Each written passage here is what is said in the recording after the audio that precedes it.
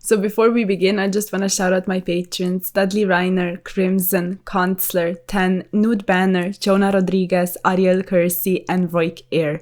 I'm very much grateful for your support, and if any of you want to support me on Patreon, you can always find the link in the description below. Hey guys, I'm Naya, and welcome back to the channel. So for today's video, I figured I would discuss the ban list.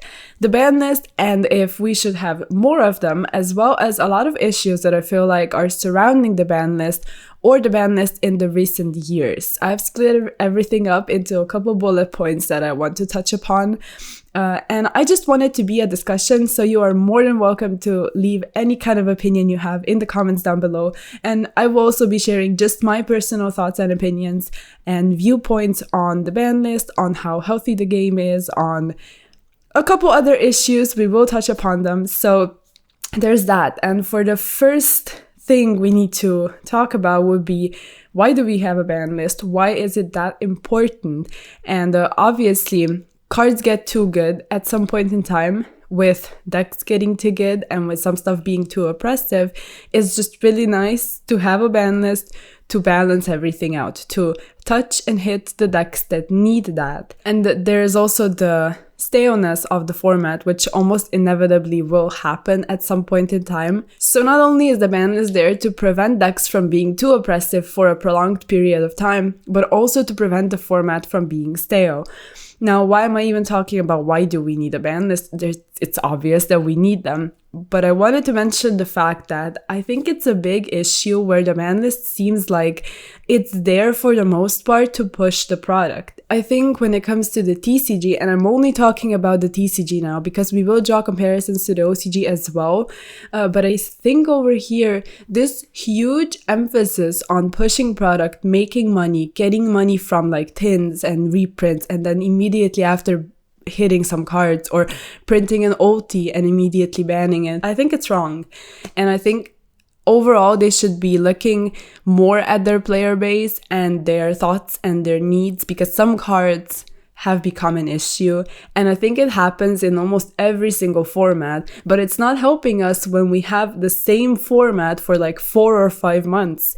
Because if we look at 2020, so I went back and I looked at 2020 and we had 5 ban lists. Now, granted, there was the Master Rule revision on April 1st, so we did need to touch a couple things. So maybe we have one more ban list than it would be usual. But I think it's kind of nice when you have a format ranging from anywhere between 2 to 3 months, but never longer than that. But then we hit 2021 and immediately we started getting very scarce ban lists. And right now in 2022, we had the one in January and we had the one in May, and nothing else. So obviously we should be expecting a ban list sometime soon, but even if we get it in like the middle of September, we won't be getting another one until January next year probably. So this is only 3 ban lists in 1 year, and there are so many issues that arise from that immediately. If you look at a deck that's really dominant right now, which would be Tear Limit, for example, or Sprite,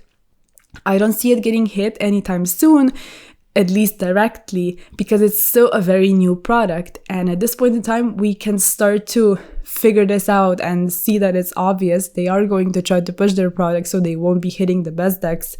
But the issue comes when they don't hit the cards that actually pose a big threat and bring a lot of dissatisfaction to the player base. And we will talk about those cards at the end of this video as well. So if you have any specific thoughts about them, please let me know.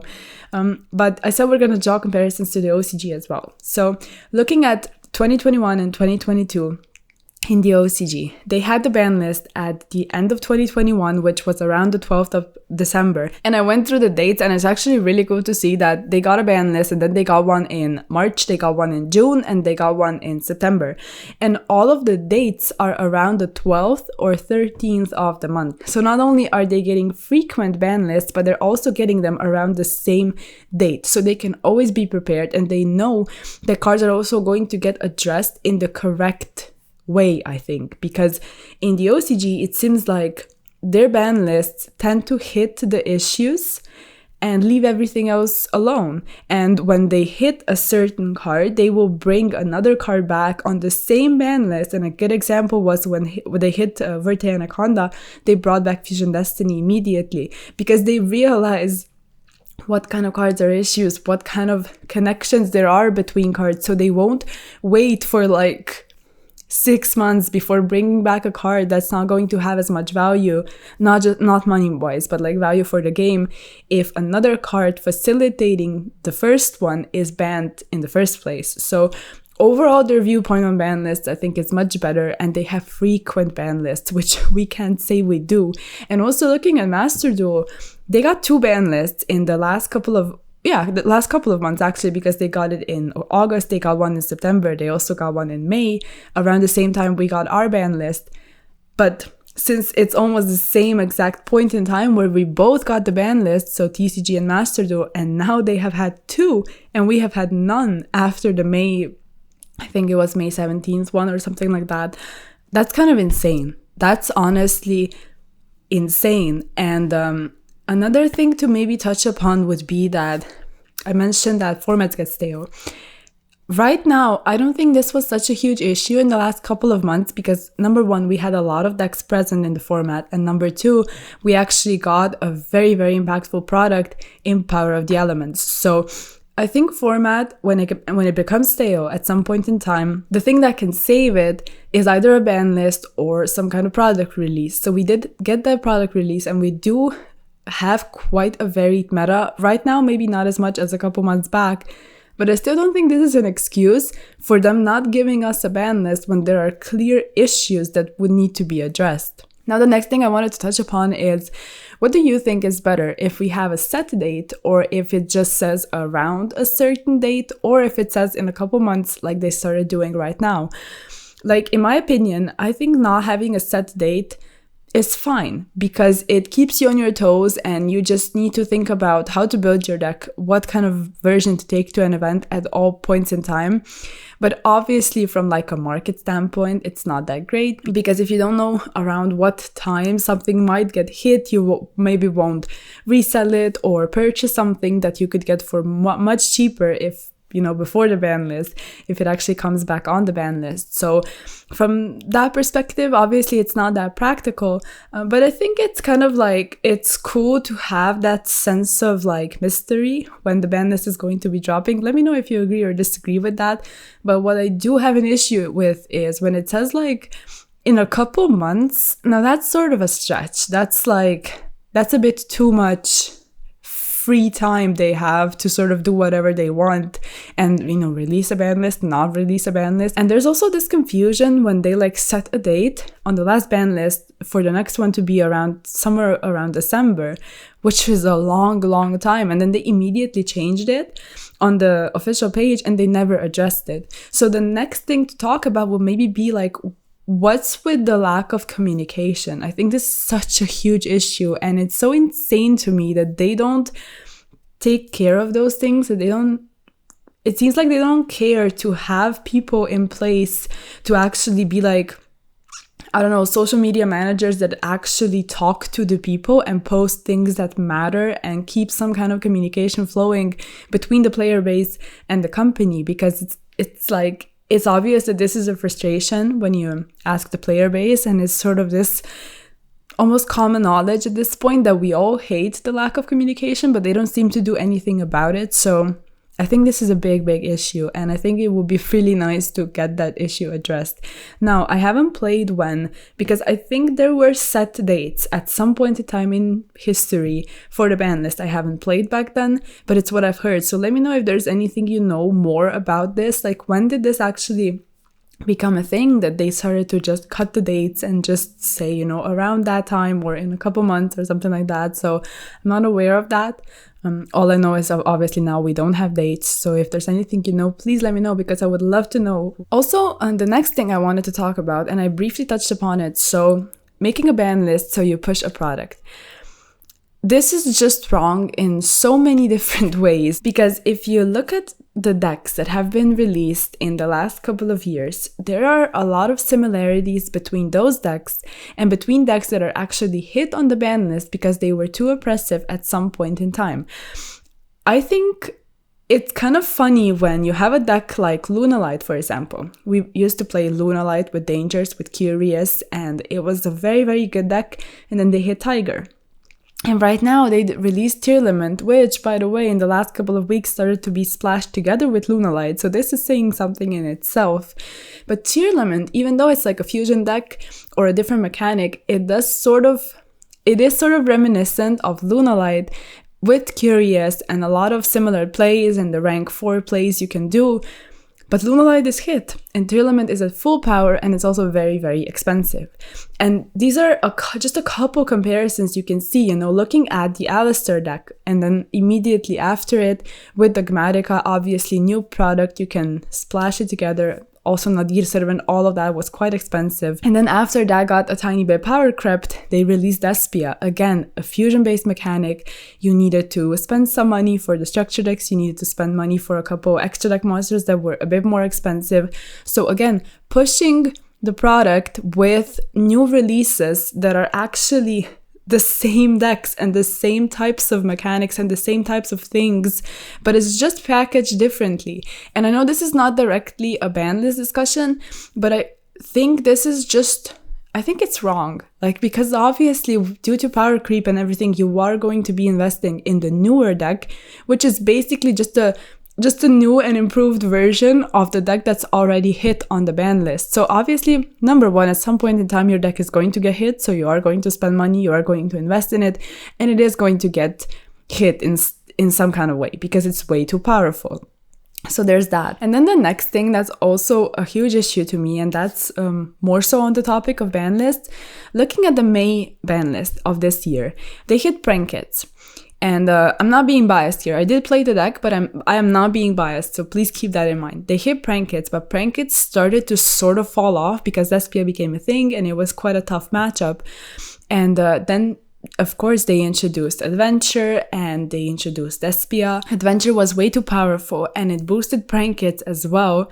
But they decided to hit the Pranket side of things because obviously you are not going to hit your new product that you just released, your new cards, your expensive stuff, your expensive rights, and the Enchantress and everything else. So you will just hit Prankets, which already started to fall off. So I think it's a problem when they don't just leave a deck alone to sort of die out due to power creep or another factor, but they actually hit it to prevent people from playing it because obviously Prankets were very cheap. When I first got them, they were very, very cheap, and after that they also had reprints in a Tinner, I think, or a Maximum Gold, I can't remember, but they had a reprint, so they were cheap. And obviously to them it's easier to hit a very cheap deck rather than an expensive engine, which actually posed a threat and actually was an issue in that strategy. So I think it's just wrong, and I heavily disagree with it. Now, the next couple of things, there's just two more I wanted to touch upon. The first one is emergency ban lists. What are your thoughts on them? That's the first thing I want to know. So I only experienced one because I started playing in 2017, and I'm pretty sure the one when Northern got banned was also emergency, but I started playing a week after. And then the next one was obviously again in 2017 when Spiral got hit. So I love emergency ban lists. I think they are so good, and I think they are underutilized because, like I said, they push their product, they don't want to put out a ban list, they like for us to have 4 or 5 month formats when things become stale or things become way too big of an issue and it should be addressed. And it's why don't you just drop an emergency ban list, hit the thing that obviously is an issue? Because right now, if you ask me, the way Mystic Mine is oppressive, and this is probably the only thing that's the most hated right now, why don't you just drop an emergency ban list, hit the Mystic Mine if it's such an issue? Me personally, I have some other thoughts and opinions on it, but this is not important right now. Why don't you just do it? It doesn't cost you anything. It literally just, you make a ban list, you ban it, in 3 days you make it effective so people can immediately start playing under the new list, And then you can drop your ban list in like 2 months if you want to wait. But like, I think the emergency ban lists are just, I think they are underutilized, and I think they would be so cool, because if you actually release something on the ban list and you see it's an issue, you can address it immediately rather than waiting for a couple months and people playing with an overly oppressive card. So yeah, like I said, let me know down in the comments below what your thoughts are. But I think emergency ban lists are really cool. So there's that. And the last thing I wanted to touch upon to sort of end on a fun note, I guess, because I would love to know your thoughts. I wrote down a couple cards that are quite controversial right now, and I'll quickly go over them and give my thoughts, and you let me know if you think they should be hit. So yeah, starting off, the first one I put down is super polymerization. People have talked about this a lot. So most of the cards I have on here right now are not because I would want them to be hit, but it's a lot of talk I've seen on social media, in different communities, and in their posts, and just people say those things. It's kind of obvious at this point what are the cards that people hate most. So we are going to talk about them. Super polymerization being the first one. Super polymerization is kind of insane now with Karura, and it's also quite oppressive because of the frequent mirror matches you are going to encounter if you're playing Tearlament. So in my opinion, super polymerization should probably not be banned. I think it's a very effective way to go through a board which would be almost too hard to break. And it also takes a lot of skill to play around it. Now, you can't always do that, but in certain cases, in certain scenarios, you can, especially in a deck like Tearlament, where you have so many different extra deck monsters and so many different routes you can take your deck. I think it's quite easy to end on an unsuper polyable board. So in my opinion, if it maybe goes to 2, or slowly goes to 2 and 1, it would be much better. Now at 1, I don't really like cards because they are way too sacky, but it's still with Karura, they just released it. They're not gonna ban super polymerization. It just wouldn't make any sense in my opinion. So let me know what you think. The next one is Dweller. Now Dweller, with it being a lingering effect, a lot of people hate on Dweller. A lot of people. And obviously it just shuts down the best deck. And the best deck can also make Dweller. So in a mirror match, the one that makes Dweller is more than likely winning. But again, Dweller can be hit with stuff like Impermanence and Droplet. Obviously, if you put it under Elf, which is also a thing, it can be hit with Impermanence, so you are protecting it. So I realize all of the arguments as to why Dweller should probably be banned. Again, in my opinion, it just really depends on the format, and it depends on the deck that you are playing. So if you're up against Tearlament, which is very, very oppressive, and you have a way of either making Dweller or dropping D-Shifter on them, it's basically your way of combating that deck. So again, Dweller, it's really, really, really strong, and it might actually have to be banned. But if it doesn't get banned, I wouldn't be that surprised, because it's not every single format in which Dweller is going to be as oppressive as it is right now. And I also mentioned D-Shifter. I don't really have it on this list because I don't see it getting hit, but a couple thoughts I have on D-Shifter. I think it's just a very strong card which can be used in very specific strategies against very specific strategies. So it's very much reliant on the format and also the deck that you're playing. So I don't see it getting hit because it's way too specific. And also with the reprint, it just wouldn't make any sense in my opinion. The next one, we have Snow. Snow could probably get banned. And I don't think any of us would be mad about it because it's horrible, but if you're playing it, it's really, really nice. So I like playing Snow. Probably you like playing Snow, because who wouldn't like playing Snow, but playing against it is just a nightmare. So it being level 4 is kind of stupid. It having the effect on normal summons, so even if you draw it, it can help you actually break through a board if your hand is okay. If your hand is okay, it can probably work. But yeah, with it being not once per turn and not once per chain, since we're talking about it, you can just chain it, you can do whatever if you have enough stuff in the graveyard. So Snow, if it gets banned, it will be probably fine, because I think right now, like I said, they are not going to be hitting the best decks because they just dropped, but they might do indirect hits to the best decks, which would be Snow, which might also be curious. in the Tearlament deck, which might also be nasty because it's a dark aqua. So those are a couple thoughts I have. Then the next couple of things are floodgates. So Rivalry and the other things, Mystic Mine also falls into that category. Dweller could as well, but I wanted to separately mention it. So I don't think floodgates are getting hit, simply because they are not, similarly to D-Shifter, they cannot be great in every single format and also every single deck. They are highly oppressive, but you have so much back row removal that it's sort of like it weighs it out. Like you can play the Cyclones and things like that, and if you know you are up against a certain deck, you might want to side those cards in. But I said side, so this would be game 2 and 3. So if you are in a game 1 with something like a Rika deck and they flip Rivalry on you, obviously you're going to be mad. Like, who wouldn't be? So yeah, it becomes an issue when a deck can effectively utilize a floodgate, like Sorso could as well, and Salamangreat could play Go as a match at some point in time. But again, I just think there are those unsearchable cards that are just sacky at times, and it's something we need to put up with in the metagame. So I don't really predict them getting hit, even though they are an issue a lot of times, and even though I hate them personally, like who wouldn't hate them? But then again, if you're playing a deck that can utilize them, of course you're gonna play them. So I guess they are just a necessary evil, like part of the game right now. And I touched upon Mystic Mine as well. Any thoughts you have, drop them in the comments down below. I'm sure you have a lot of them. I think mine at 1 would be fine if they keep like Terraforming and Metaverse and Set Rotation at 1. Because if you get rid of it, if you banish it or something like that, then you are fine. And the Mystic Mine burn deck wouldn't as consistently get to Mystic Mine, so that would be really nice as well, because it's just a stupid deck to go up against. The next one is Scythe. In my opinion, it should be banned. I hate it when cards just prevent you from playing. But when a floodgate prevents you from playing, you know that you can somehow play around it, or I guess with it, and you maybe draw into your outs or stuff like that.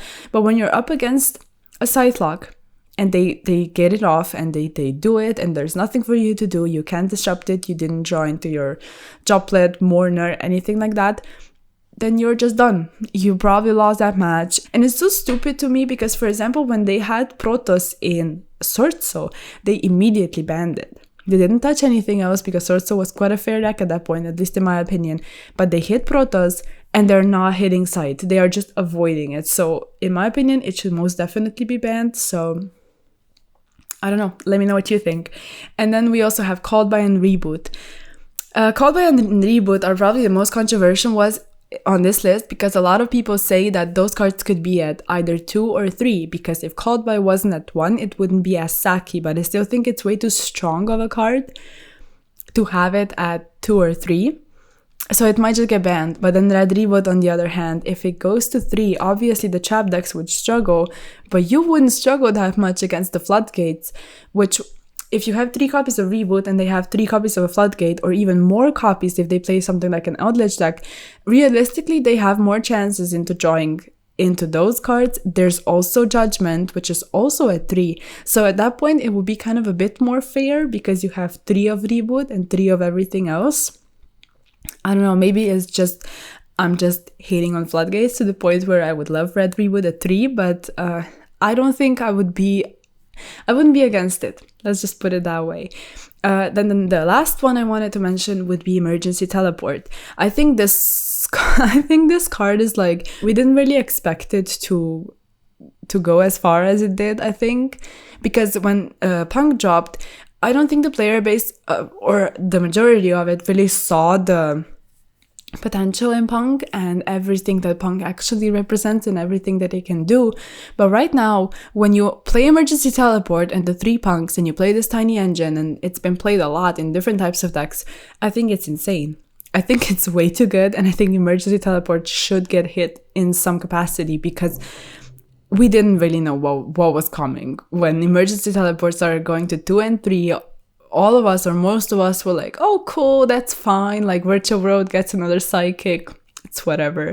But yeah, like to the point in time where right now, Punk being as omnipresent as it is, I think it has become a very obvious issue. So that will probably be the last thing I wanted to touch upon. And yeah, I think with that, we are going to round this video off. So to quickly recap, I think we should be getting more ban lists, because even though we have a lot of product and there's a lot of decks available, I think them not adjusting certain obvious problematic cards is an issue. And we can't always be guaranteed that we are going to have some kind of product release or a lot of decks present. So if they keep doing it and they keep serving us these stale formats where we have the same couple of decks for like 4 months and there's no new product release, I think it's going to become an even bigger issue. So I think they should be more frequent. I think we should have about 4 ban lists a year and we should be fine, because that would mean we get around 3 months of playing a certain format, and I think 2 to 3 months is like the perfect amount. So yeah, let me know what you think, and also let me know if you like this video, if you like this kind of discussion type of video, and if you liked it, of course, like it as well, and sub to the channel, check out all the social media, and I'll see you in the next one. Peace.